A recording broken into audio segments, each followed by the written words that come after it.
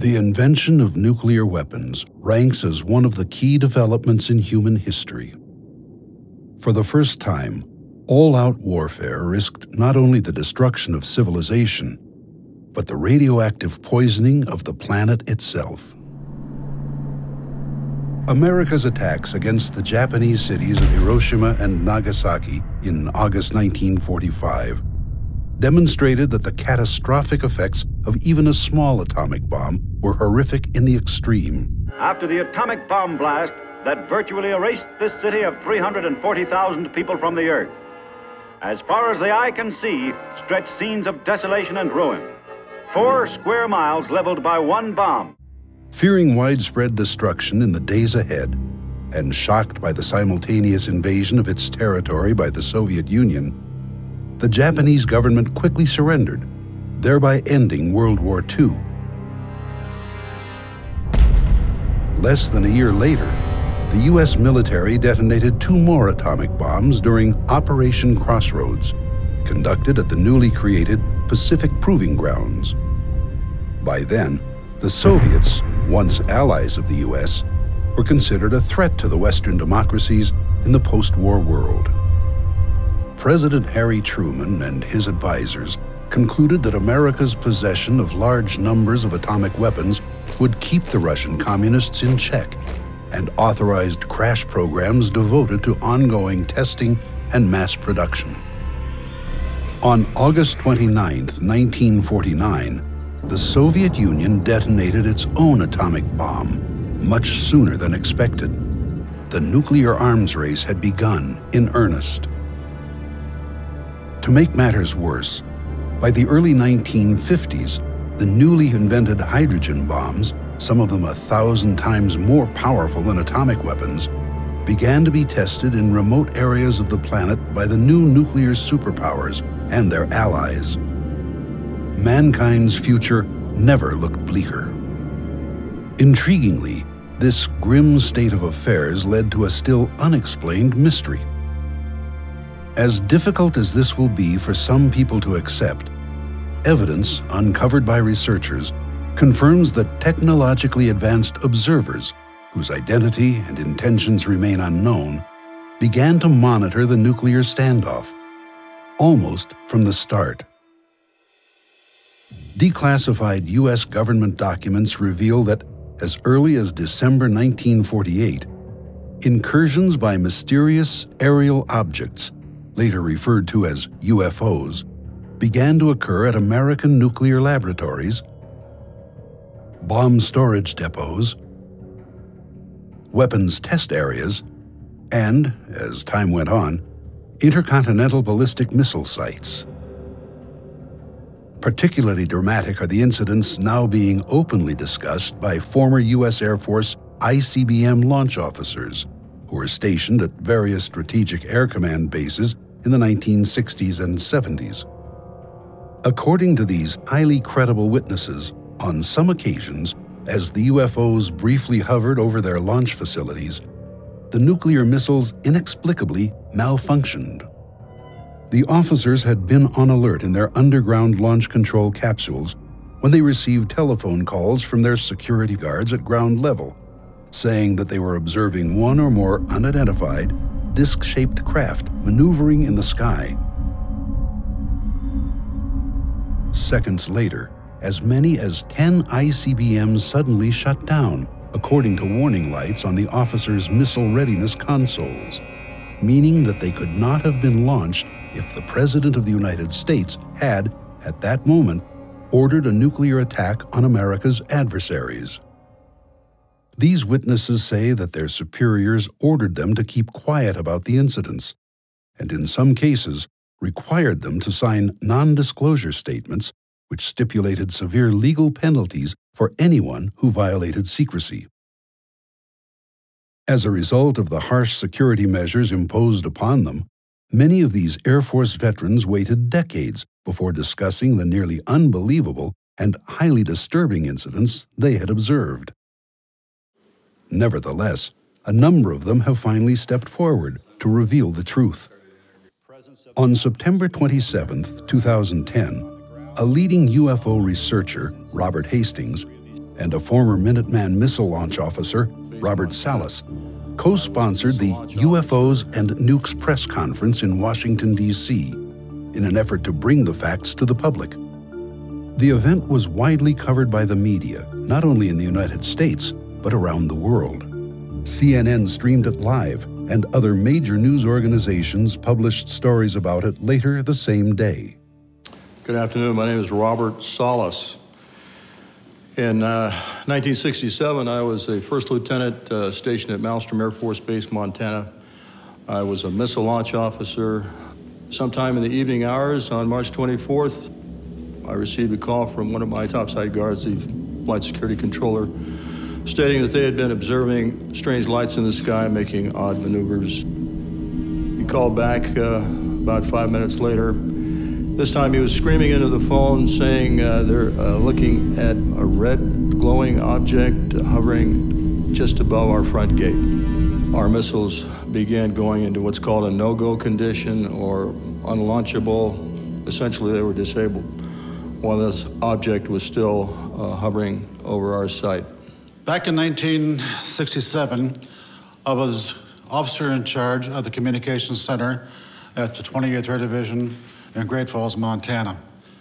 In March of that particular year, I can clearly recall a message coming through my Communications Center which basically said that a UFO did in fact shut down several missile silos in Montana. Robert Hastings has devoted 40 years to seeking out and interviewing U.S. military veterans regarding their UFO experiences at missile sites and other nuclear weapons facilities. His book, UFOs and Nukes, contains the testimony of more than 100 of those individuals. Declassified U.S. government documents and witness testimony from former or retired U.S. military personnel confirm beyond any doubt the reality of ongoing UFO incursions at nuclear weapons sites. I was the Minuteman III Combat Group Commander at F.E. Warren Air Force Base, Wyoming.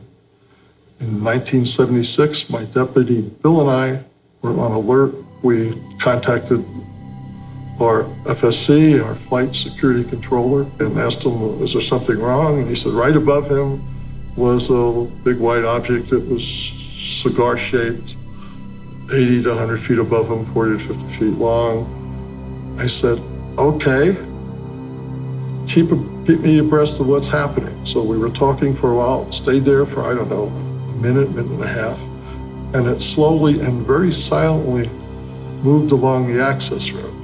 When we came up the next morning, the FSC was in his chair in a fetal position, and we talked to him and tried to calm him down. We couldn't calm him down, oddly enough. We were called in by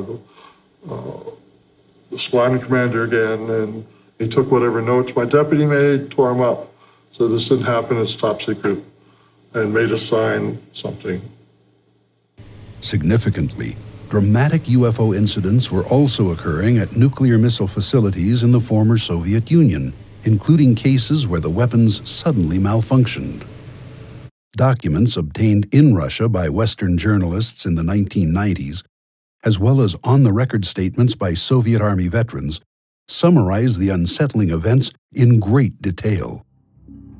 These revelations make clear that both American and Soviet nuclear missiles were subjected to ongoing surveillance and, from time to time, deliberate tampering by whoever was piloting the UFOs during the long, tense confrontation known as the Cold War. Had that anxious standoff between capitalism and communism suddenly become a hot nuclear war, hundreds of millions of people would have been killed outright, and a great many more, perhaps 1 to 2 billion worldwide, would have died over time, the result of radiation illness, exposure, and mass starvation. Indeed, a great many species and ecosystems on Earth would have been devastated by such a war. But what were the mysterious missile disruptions, as described by American and Soviet military veterans, meant to convey? Were they a demonstration of the unknown observer's ability to interfere with these weapons at will?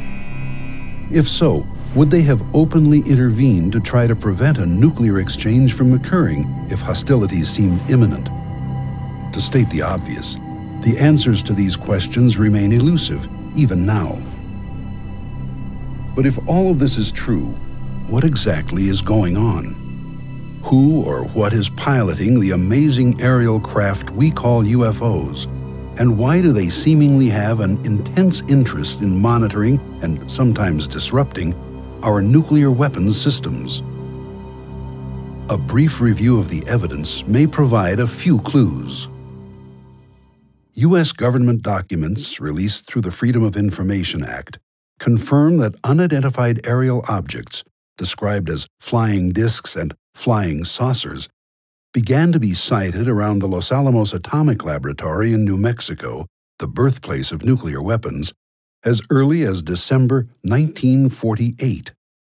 3 years earlier, on July 16, 1945, the lab had tested the first atomic bomb in the desert near Alamogordo, just weeks before the devastating attacks against Japan. Although shrouded in secrecy for decades, the declassified documents reveal that UFOs appeared with alarming frequency, not only at Los Alamos, but also at its sister laboratory, Sandia, in Albuquerque throughout the 1950s. Other declassified documents discuss ongoing UFO sightings at the Oak Ridge Nuclear Laboratory in Tennessee, the Hanford Plutonium Processing Plant in Washington State, and the Savannah River Complex, another plutonium manufacturing site in South Carolina. While the local and even national media occasionally published stories about these incidents, the vast majority of the American public had no idea that they were so frequent and widespread. Nevertheless, according to military intelligence officers, a worrisome pattern had begun to emerge. On July 1, 1952, Look magazine featured an article, Hunt for the Flying Saucer, about the Air Force's new UFO investigations group, Project Blue Book, and noted that its director, First Lieutenant Edward Ruppelt, had plotted 63 unexplained sightings on a map of the United States. At that point, it was discovered that a, quote, ominous correlation existed between some of the sightings and the location of various atomic weapons installations. Later that year, the CIA took notice of the situation, as this memorandum reveals. Dr. H. Marshall Chadwell, Assistant Director of the agency's Office of Scientific Intelligence, wrote, quote, sightings of unexplained objects at great altitudes and traveling at high speeds in the vicinity of major U.S. defense installations are of such nature that they are not attributable to natural phenomena or known types of aerial vehicles. UFOs also visited the newly created Nevada Proving Ground, located 60 miles northwest of Las Vegas, where new and improved atomic devices were being tested. Civilians living near the proving ground often observed the aerial discs, sometimes flying in large formations, and subsequently notified the Air Force and the local media. At the same time, U.S. Army personnel engaged in field maneuvers at the test site, designed to expose them to atomic battlefield conditions, also reported seeing the UFOs. Meanwhile, other sightings were occurring at the remote Pacific Proving Grounds, where ongoing tests of the far more destructive hydrogen bombs were taking place, as the U.S. tried to outpace the Soviets in the new technology of warfare. The chief purpose of the nuclear tests was to create a powerful but lightweight bomb that could be easily transported aboard an aircraft, the primary delivery system during that era. Had the United States been attacked by the Soviet Union, the U.S. Air Force planned to launch hundreds of strategic bombers against that country and its communist allies. Flying over the Arctic region, they would deliver their deadly payloads a few hours later. At the same time, Soviet bombers would be racing toward North America and Western Europe, carrying their own hydrogen bombs intent on massive retaliation. If this were not enough, the nuclear standoff entered a new and even more menacing phase in the early 1960s, with the first deployment of intercontinental ballistic missiles. Traveling at more than 15,000 miles per hour, these space-age weapons could deliver their massively destructive warheads to targets on the other side of the globe in less than half an hour. That shockingly brief period was later reduced to less than 10 minutes, once U.S. and Soviet missile-carrying submarines began to be deployed just off each other's coasts. Nuclear Armageddon, if it came to pass, would burst upon the world with sudden savagery, against which there would be no possible defense. Perhaps predictably, declassified documents reveal that UFO sightings at nuclear missile launch facilities began to occur as early as 1962. My crew was on alert at Missile Complex 7. Major Gilbert, my crew commander, and I were manning the launch console. We got a call from the Site 6 crew commander saying that there's something hovering above his site. And he asked us to go topside and see what we could see. So Major Gilbert sent our 3 enlisted men to what we call the CAP, which was the top side of the Launch Control Center. They reported to us that they saw a light above Site 6 that rapidly accelerated and stopped instantly above the area where Site 8 was located and went back and forth. It was instant go, instant stop. That object did things that no airplane, helicopter, or any other system that we had in existence could do. It had to be not of this earth. Air Force security personnel guarding these sensitive sites reported seeing unknown aerial objects, usually described as disc-shaped, maneuvering at low altitude and sometimes even hovering over launch silos and launch control facilities at every ICBM base in the United States. Often, the UFOs were tracked on radar, performing maneuvers vastly beyond the capability of any man-made aircraft. Experienced radar personnel were stunned as the objects flew thousands of miles per hour, made sharp-angled turns, and instantly stopped in midair. The mysterious intruders were frequently chased by Air Force interceptors, which had been scrambled to protect the missiles from possible sabotage. So far as is known, the UFOs always escaped unscathed, usually by vastly increasing their speed and leaving the fighters far behind. Baffled military officials had to deal with these unexplained and alarming incidents on an ongoing basis, while trying their best to keep the facts from leaking out to their fellow Americans, many of whom believed the UFO phenomenon to be a nonsensical subject, having no basis in reality. This skeptical attitude was actively fostered by the government's own policy of ridicule and denial, as implemented by members of Project Blue Book, who routinely dismissed credible, bona fide UFO sightings as the misidentifications of natural phenomena or man-made aircraft. Over time, this practice led to a widespread public backlash against the U.S. government and its weak and sometimes ridiculous explanations for the sightings. Meanwhile, behind the scenes, UFOs began to appear at missile test ranges, often during launches designed to improve the performance and reliability of America's ICBMs and the deadly warheads they carried. Occasionally, those aboard the UFOs did more than watch the tests. While the exact date remains uncertain, sometime in the fall of 1964, an incident occurred at Vandenberg Air Force Base, California, which has come to be the best-known, most astonishing example of deliberate UFO interference with our nuclear weapons systems. Although the case is still classified top secret, a former Air Force officer, Dr. Robert Jacobs, has openly discussed it. At the time, Lieutenant Jacobs, who was assigned to the 1369th Photographic Squadron and held the title Officer in Charge of Photo Instrumentation, was tasked with filming missile launches from a remote mountaintop site on California's Big Sur coastline, using a powerful telescopic camera.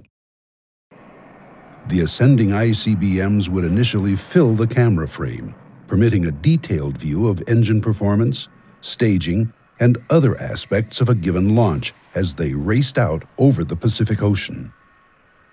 Following one such test launch, Lieutenant Jacobs was unexpectedly told to report to the office of Major Florenz Mansman, a photographic analyst assigned to Vandenberg's Office of the Chief Scientist, 1st Strategic Aerospace Division. Upon arriving, he noticed two mysterious men in gray suits, who he later learned were CIA officers. A motion picture projector had been set up, and without explanation, Major Mansman turned it on, telling Jacobs, "Watch this."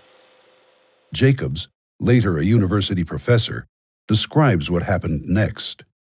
On the screen was the film we had shot. The nose cones separate. The chaff flew out in front of it. We saw this as obviously reflections of light rippling like that. And then we saw the dummy warhead flying along.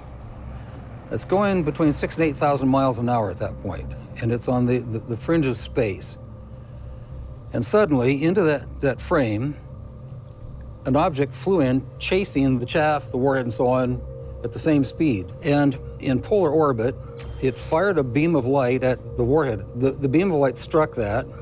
The object flew up, shot another beam of light at the dummy warhead, went around, shot another beam of light at it, went down, shot a beam of light, and then flew out the same way it had come in, at which time the dummy warhead fell out of the frame. The lights came on, and Major Mansman said to me, "Were you guys screwing around up there?" And I said, "No, sir." And he said, "What was that?" And I said, "It looks like we got a UFO." And he said, "Lieutenant Jacobs, you are never to speak of this again. It never happened." Decades later, Dr. Mansman, by then a researcher at Stanford University, informed Dr. Jacobs that after he had left the room, the two CIA officers quickly confiscated the film of the amazing incident, telling Mansman that it was classified top secret. Mansman also confirmed, in letters to various researchers, that before the film was whisked away, he had conducted an extensive frame-by-frame analysis of it using a magnifier, which revealed the UFO in great detail. He wrote, quote, "The shape was a classic disc. The center seemed to be a raised bubble. The entire lower saucer shape was glowing and seemed to be rotating slowly. At the point of beam release, the object turned like it was required to be in a position to fire from a platform. The assumption was, at that time, extraterrestrial." Responding to the retired major's revelations, Dr. Jacobs wrote, quote, "Those beams of light were a warning, a shot fired across the bow of our nuclear silliness ship." Then, on August 1st, 1965, a dramatic, large-scale UFO incursion took place at F.E. Warren Air Force Base in Wyoming, as this declassified report confirms. Dozens of sightings of disc-shaped craft cavorting at low altitude over Minuteman missile silos, known as launch facilities, were reported by the Air Force security personnel guarding them. Former launch officer Jay Earnshaw has discussed his involvement in one such incident that night. I was in command of Capsule Echo 1 at Warren Air Force Base. Got a call about 3:30 in the morning, somewhere that time, from the flight security controller above, who said that, "Sir, there's some strange objects out there." I says, "What do you mean?" And turns out that he had observed, along with the rest of his response team members, what looked like 5 to 6 oblong lights stacked on top of one another, just outside the gate at Echo 1. They didn't seem to cause any particular damage, They didn't seem to put out any beams of light or anything else like that. They simply were there, stacked up. It was rather a benign incident at the time. The paperwork all disappeared. Over the next 2 years, similar UFO incursions also took place at Minot Air Force Base, North Dakota, and Ellsworth Air Force Base, South Dakota. Although those disturbing incidents were reported in official records at the time and occasionally leaked to the media, many of the details only emerged decades later in the testimony of former missile launch officers. I was on duty at Echo, which is our squadron command post. We had strike teams respond to alarms from the missiles. They were 3 to 5 miles away. And they jumped in their trucks and went roaring out there and called me back and said, "Sir, for lack of a better description, there's a flying saucer hovering over that missile, and there's a beam of reddish light going down to it." I assume they were taking data with that beam. It wasn't destructive as far as I know. It had to be a data collection thing. I'm sure they scanned the warhead or something. Although the Air Force could not yet know it, the most dramatic nuclear weapons-related UFO incidents were about to occur. During the pre-departure crew briefing, it was mentioned that some missiles at November flight had gone off alert. We reached the launch control facility. We entered the gate after giving the appropriate password, and the above-ground personnel briefed us on what had happened. And essentially, we were told by site manager that an object had been sighted out the windows with flashing lights, and it was probably about 80 to 100 feet in diameter. It then went to the main gate where it hovered, and when we debriefed the underground launch crew, they indicated that all the missiles that they controlled had gone off alert at the time that object had been hovering next to the main gate. My crew commander, Major Tolerud, told me that he had received a call overnight, evidently while I was on rest break below ground, and saying that we as a crew were never to speak about this again. This was a very serious incident. I mean, something to take our nuclear-tipped missiles off alert.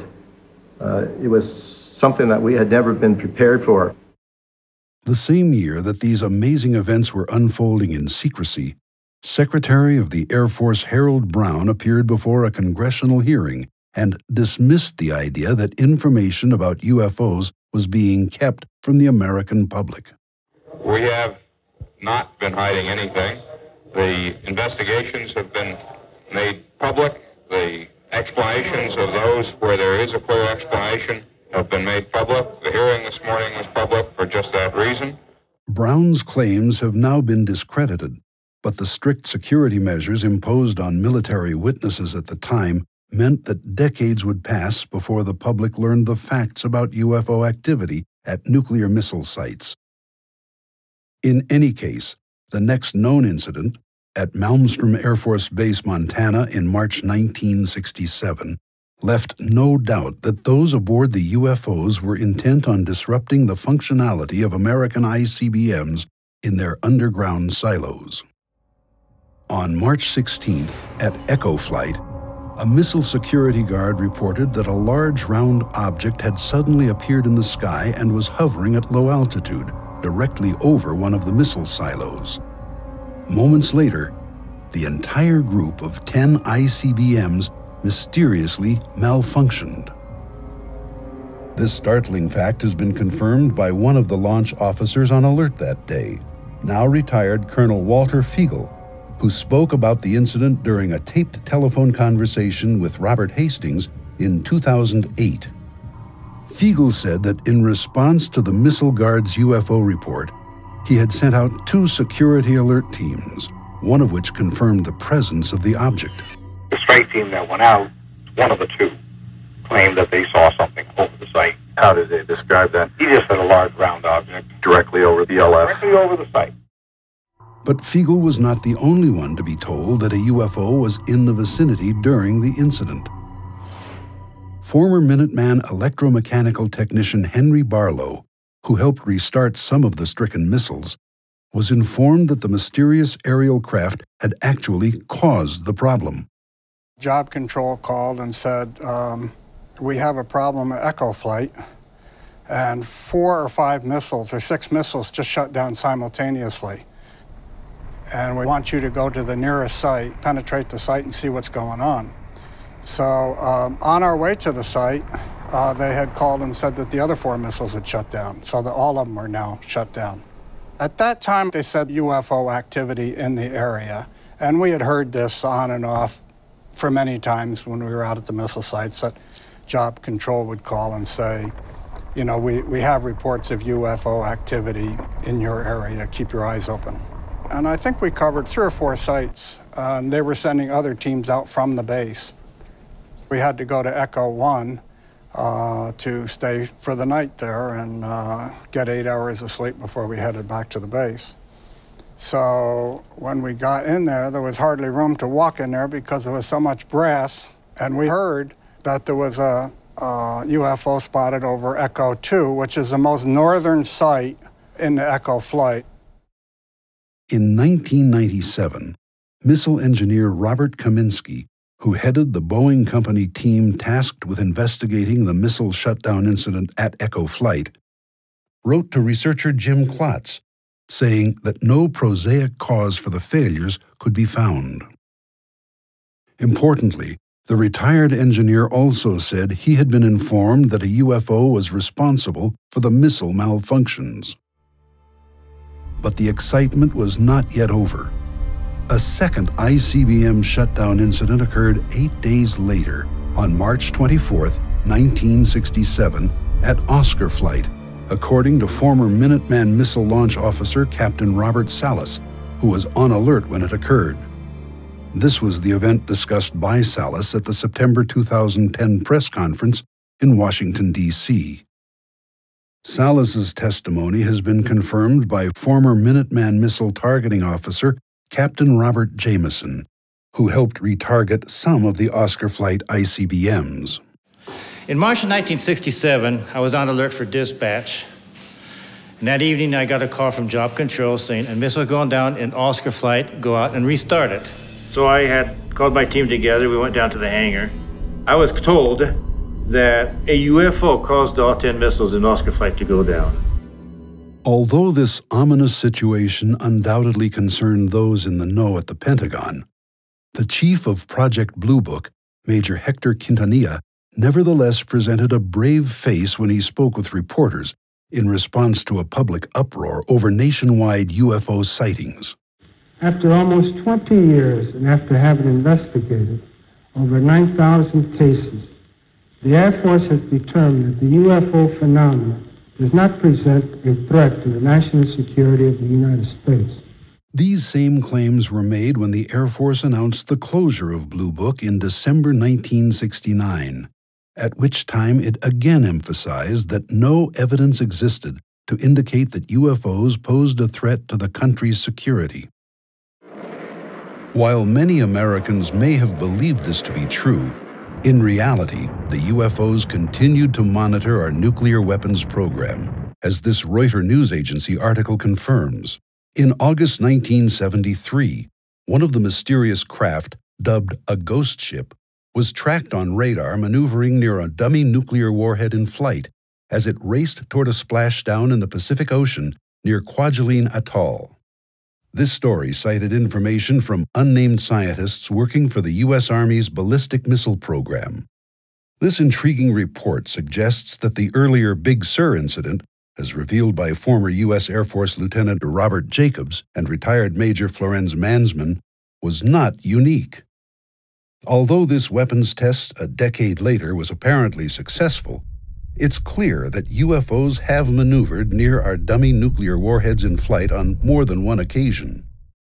In the years that followed, other UFO incidents continued to occur at various nukes-related locations throughout the U.S. According to declassified documents, 2 B-52 bomber bases, Loring Air Force Base, Maine, and Wurtsmith Air Force Base, Michigan, were targeted by unknown aerial craft in late October 1975. Although initial reports referred to unidentified helicopters, one witness at Loring, Sergeant Stephen Eichner, later wrote that he had observed, quote, an elongated football as long as 4 cars and reddish-orange in color, briefly hovering near the nuclear weapons storage area. The object then zoomed away. 1 week later, back at Malmstrom Air Force Base, as many as 7 UFOs were sighted and tracked on radar as they intermittently maneuvered near and hovered above various Minuteman missile sites over a several-hour period. According to numerous North American Aerospace Defense Command log entries released via the Freedom of Information Act, the UFOs were also unsuccessfully pursued by F-106 jet fighters before finally leaving the vicinity. One of the craft was apparently close enough to the ground to be described by security forces as a, quote, orange-white disk object. At the Pentagon, the National Military Command Center was so alarmed by the UFO incursions at Strategic Air Command bomber and missile bases that a Security Option 3 order was issued, placing the Air Force's entire nuclear weapons force on high alert. Despite official efforts to suppress the facts, all of this eventually became known as military and intelligence agency files were involuntarily released to the public via the Freedom of Information Act. If all of this were not enough, the next major UFO event really rocked the Pentagon. In late 1980, at the RAF Bentwaters Base in Suffolk, England, then leased by the U.S. Air Force, a series of bizarre incidents left no doubt that something very strange was taking place.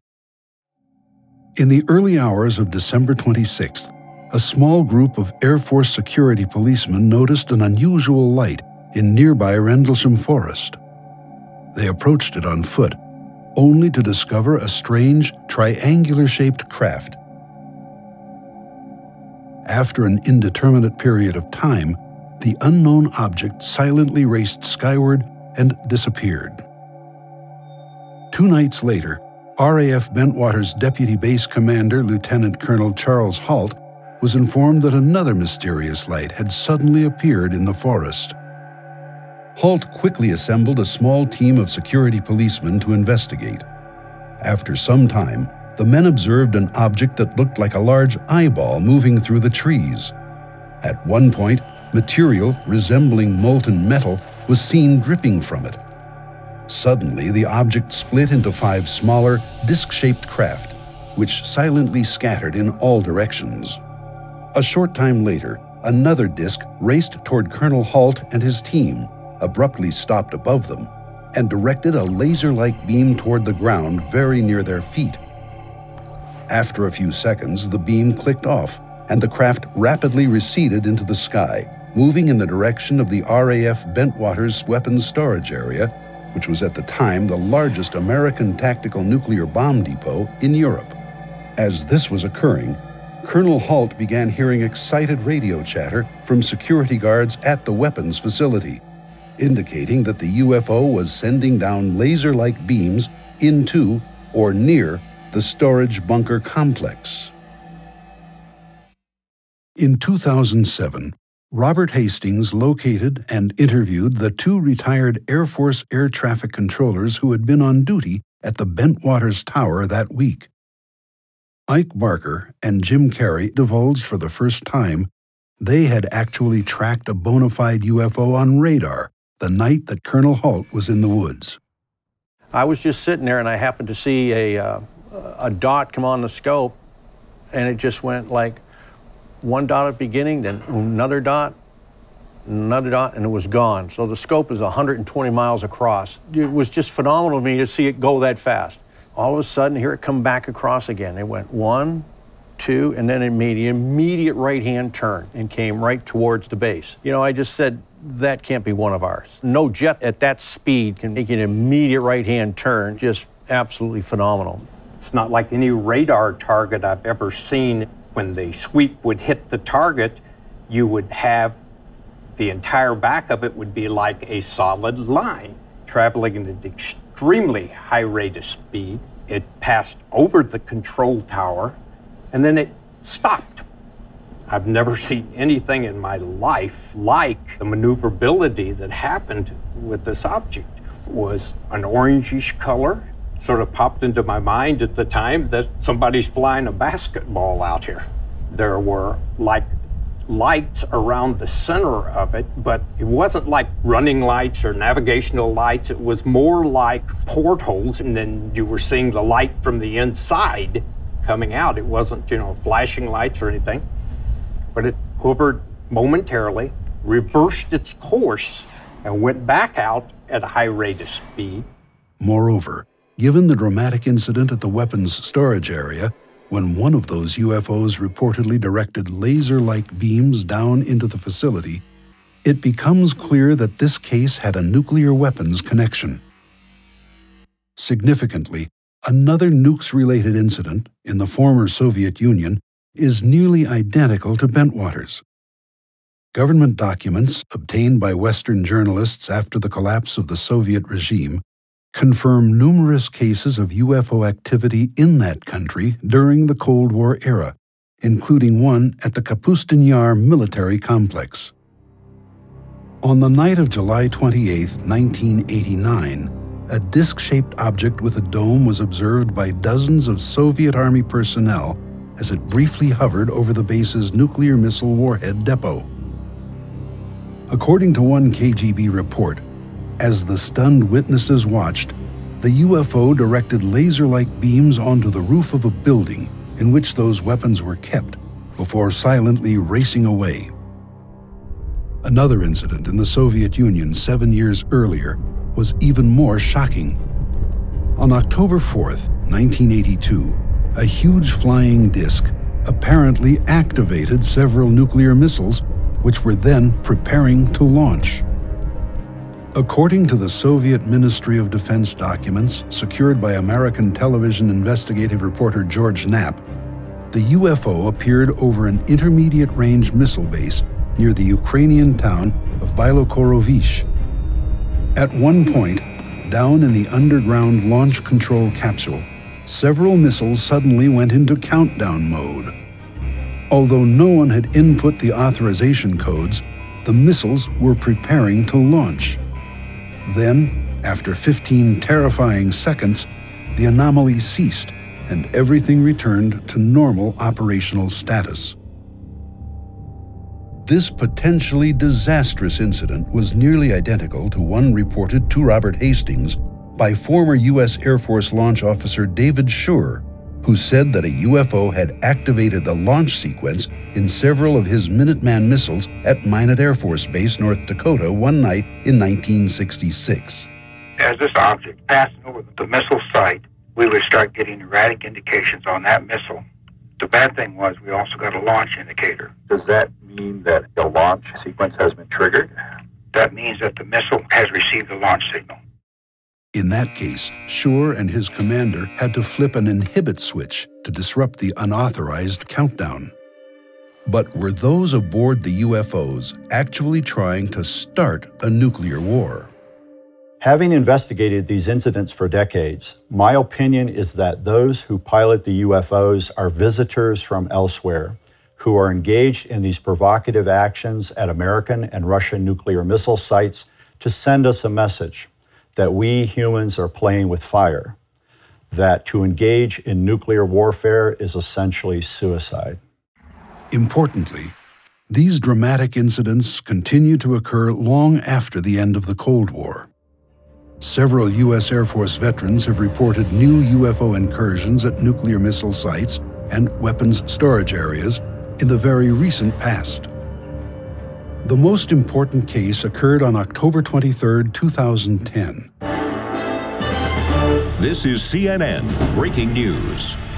The breaking news involves a power failure that shut down a major part of the U.S. nuclear missile arsenal. Let's go to our Pentagon correspondent, Chris Lawrence. Wow, Chris, what do we know?